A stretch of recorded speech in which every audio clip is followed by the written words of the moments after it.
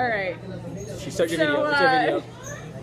We have a very interesting Special guest star over here today. We decided to go to the zoo because David wanted to see the elephant. No, I really wanted to wear a pith helmet and my awesome neckerchief. Actually, ironically, we haven't actually been to see the elephants yet because I got a little insight into how the Clown Kicker podcast works. By the way, screw you, Gerard, on my an hour and a half trying to decide what we were going to talk about, and we still don't know what we're going to talk about. We do. Kind of. Oh, we do? Okay, why don't you tell me what we're going to talk about? Hi, I'm David Luong and Clown Kicker podcast. This is joined by today Rebecca.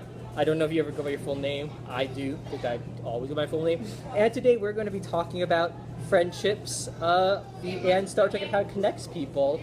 And we're going to do our best to try to draw that. This is like a special crossover event between Clown Kicker and the Star Trek and Autism podcast. There's a bee floating over your head that might sting you, but I don't care because it's not me. I'm going to wear my hot hat right now because of that.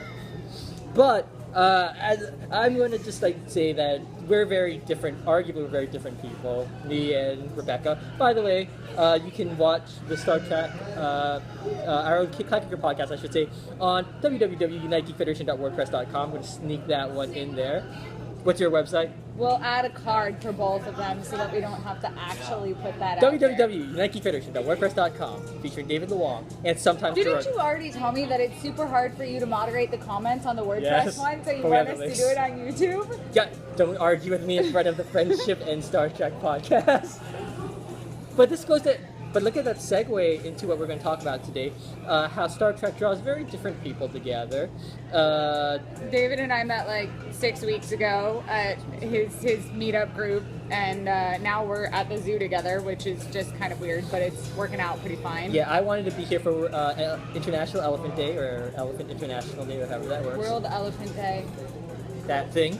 And she wanted to be here because I'm like freaking awesome and people always want to be with me at certain events, and to bring up her own lagging ratings by having a member of the Clown Kicker podcast in.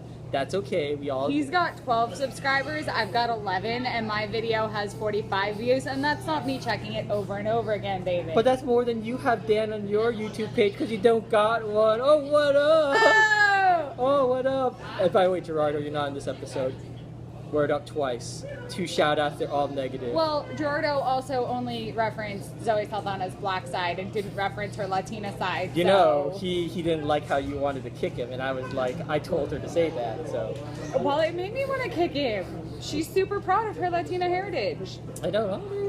Anyway. Don't argue with me. Friendship is about friendship. We're friends. The whole reason we were discussing friendships is because of Jake and Nog, because my younger sister Rachel decided to tell me yesterday that she didn't give a shit what I was talking about. Not in so many words, but she said I don't care that I was talking about Pokemon because she doesn't like Pokemon. But her boyfriend does, and I played Pokemon with him all day at the beach. But anyway, that was before meeting with him, you know, for Star Trek meetup group. But the whole point was that Jake and Nog kind of have this relationship where they don't talk to each other like that, and they don't see each other as people who talk about things they're not supposed to talk about and all this other stuff. They just accept each other for who they are. Much like the kids at my job, where they can listen to me talk about Pokemon for 2.5 hours and not give a shit. And we're doing Pokemon here today too. Well, She's doing Pokemon. I'm not. I'm out of the game. Well, the zoo is full of Pokestops. How am I not supposed to try and do that? Those are fictional animals. You got real animals here that are half asleep in the shade because it's too damn hot. It's 86 degrees. The real world, it's really horribly hot right now. I am disgusting. She patted me on the back, and now she has to wash her hands afterwards because, yes, quite frankly, I am covered in disgusting. And as you can see, my hair has all kinds of sweat and grossness in it. It's 86 degrees and we've been walking around for 2 hours. Whereas I look really great even in the horrible heat, by the way. Oh my god. Are we supposed to be talking about Jake and Nog? Yes, keep on going. Yeah, it's your podcast. I'm technically the guest. I thought we were posting this on Clown Kicker too, just to screw Gerardo. We will, actually. But here's the thing about, okay, well, look at me move into the topic. So, you're right, Jake and Nog, we talk about random junk, and it never really comes up where Jake is like, oh, you're a friend, yeah, I don't want to talk to you about this random junk. There is an episode in Deep Space. He hates Deep Space Nine, guys. I dislike DS9. Hate's a very strong word. There is an episode in Deep Space Nine where Jake and Nog really want to be friends in the first season, and their parents, Jake Sisko and Rom, do not want them to be friends. and they both agree that their parents are going to hate that they're still being friends, but they are friends anyway. And it's pretty fantastic. And I think it's kind of awesome that they see each other. Still hear the chimps. Yeah, they're like still fighting. We're distracted because there's a chimpanzee conflict going on behind us. Like, And there's like giraffe conflict going on over there. There's a lot of not conflict. The giraffes are friendly. Oh my god, those chimpanzees are gonna kill each other. I'm tempted to leave our friendship in the middle of the podcast to see what's going on. Okay, go see what's going on, and I'll finish talking about. Yes, you finish talking. I'm gonna see because I'm not being very entertaining right now. So my hands still smell really funny though because of the Southwest. Stop sniffing your hands. So the whole point about Jake and Nog, and maybe it's just because kids see us differently than adults do, and Jake and Nog can see each other differently because they haven't quite gotten to the point where they don't, where they have these preconceptions about other species. And honestly, we're talking about Ferengis today because I am bribing David to give me a better rank in the meetup group on our ship. And now apparently he's decided to sit behind the camera for some reason. I'm not really certain. What's happening with chimps? I don't know. I can't see. Go find out. There are too many people there for me to actually do it. Am I still part of this episode? I thought I was maybe a cameo. I didn't know. Potentially, it's your choice. Anyway. Go ahead. I'm bringing up your ratings. The parents are not as accepting, and that's, I mean, the kids at my camp see me as not somebody with autism, but just like the coolest counselor who knows everything about Pokemon. And David doesn't see me as the autistic girl who's perseverating on Star Trek, but the girl who loves Star Trek and can tell him stuff about Deep Space Nine that he apparently can't remember. And gets me free stuff, like those free wash rags you owe me. Not free. You are going to make me lieutenant on the ship. I'm going to make you commander out of pure spite for other members of the group. It's like, we're not voting. And pure spite for the girl who said that I can't lead meetings. I'm sure she didn't mean it that way. She's gonna watch it because she asked how I relate to Star Trek and autism, so she's gonna watch this video. Don't get me in trouble with other people. I'm gonna no, not for pure spite, but I'm being kind of Ferengi about it, and I'm bribing him so that we can so that I can have a better rank because I'm just ensign in this universe, and that's kind of not cool. But there are other friendships even, isn't? Oh God, like Dax and Kira. Dax and Kira. I mean, they're so very unalike, but in Star Trek, somehow people manage, which is kind of why I wanted you here, because I want to know what you think about the comparison between Gene Roddenberry's vision of Star Trek and what it's become, where all the adults hate each other, and O'Brien hates the Cardis and wants to kill them every time they come on the station. And on Voyager, they literally, B'Elanna wouldn't let herself be treated by a Cardassian hologram, and she almost died because she hated Cardassians so much. Here's my take on that, and this is going to be David Luong not doing his usual comedic bit, but being serious. Why am I pointing at the camera so much? I'm going to point off camera. I'm still going to point, but you can't see me. You point at the camera, it's fine. It's your podcast. I'm literally here to ruin your episode. It'll be even more amusing because of this. So. But Gene Roddenberry, I mean, I think one of the things when we watched the original Star Trek, there was always a degree of conflict. Bones and Spock didn't always get along. There was a degree of conflict. I think there's a myth like everyone gets along blindly, but I think that makes friendships better in a weird way. And this is how I'm gonna link it back to this podcast episode. Conflicts do make friendships better. You don't always need to fully understand the person next to you to be friends with them or to eventually understand them. I think there are times where you're not going to get the person next to you. Like, quite frankly, Bones didn't always get Spock. They just came from two different worlds, but they could be friends with one another. I don't think Kira always got where Dax was coming from, and it's hard to get. Oh, but see, I'm not talking about in friendships, David. I'm talking about the fact that I left for half this podcast to go look at chimpanzees. Well, we were talking about friendship, but I'm talking about the idea that the concept that we now have of Star Trek, especially in Star Trek Beyond, where it's just a bunch of killing and fighting and the ship gets destroyed, but spoilers if you haven't watched it, but if you haven't watched it, then you're really not a Star Trek fan yet, so wow, I'm sorry. Throwing the gauntlet down. It's been out for like, what, 2 weeks? 3 weeks at this time, I think. 3 weeks, so if you haven't seen it yet, then you're not really gonna be bothered by the spoilers, probably. But like, there's so much violence because the world that we live in requires us to be violent for people to want to watch it.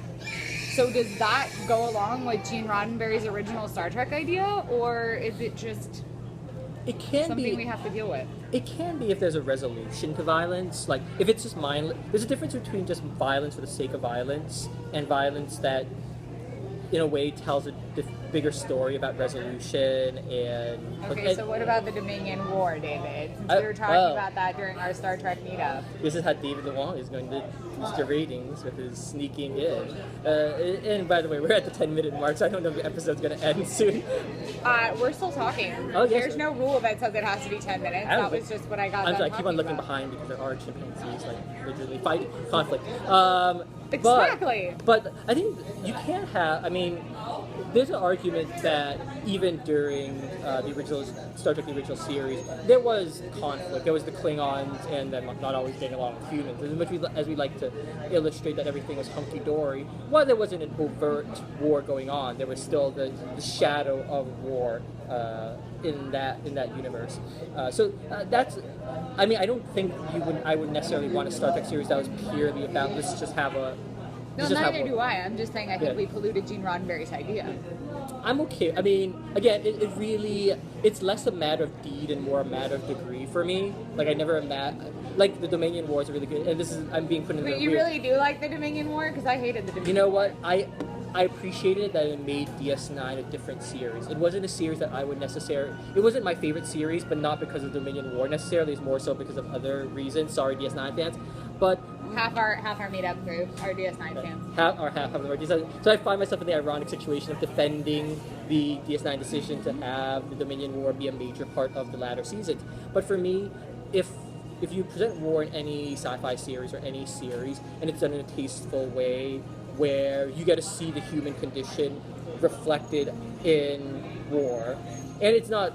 Well, there were actually very interesting episodes, and I might be deep diving too much. Like, what's that episode? I mean, we've gotten away from autism, but it is a fairly interesting discussion. We are. But the gist of it, and I don't want to take up too much of your time, just in case you want to try to... Fine. You want to rein it back in, because this is your show. It's you.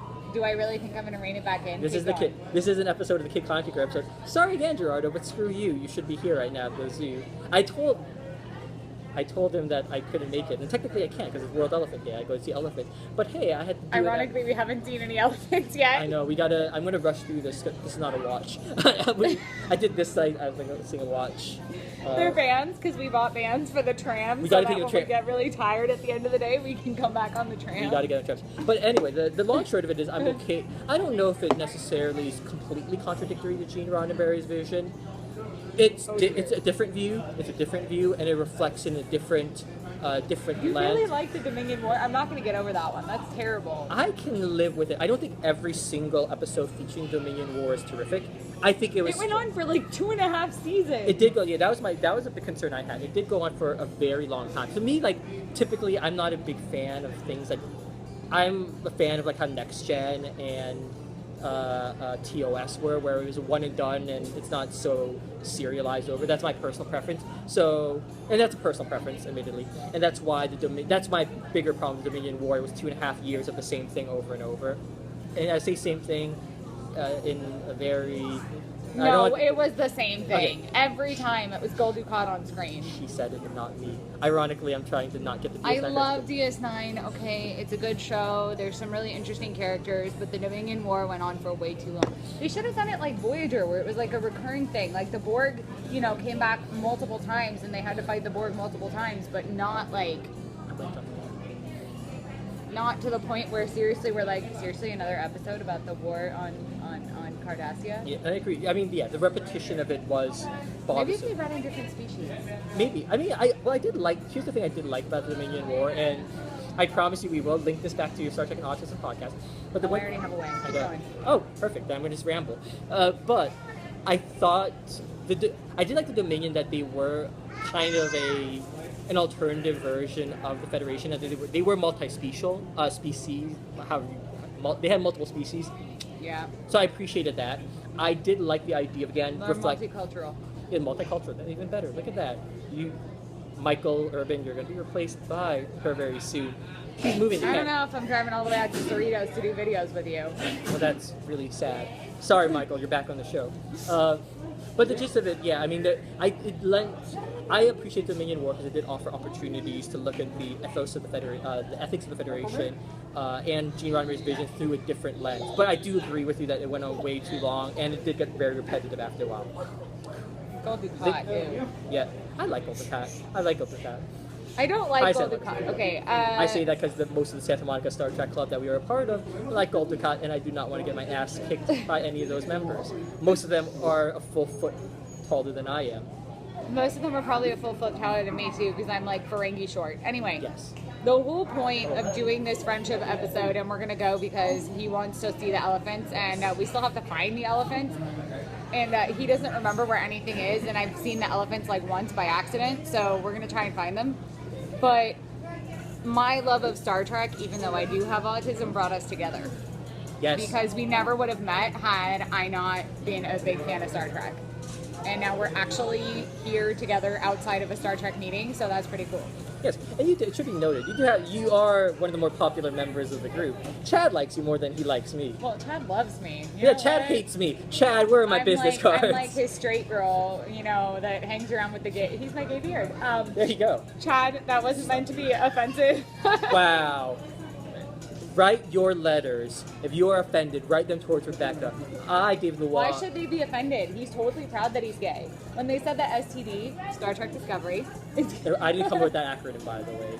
Shame on you if you thought that acronym. Wait, who came up with it? What was his name? I haven't learned everyone's name in the group yet. I have no. Was it?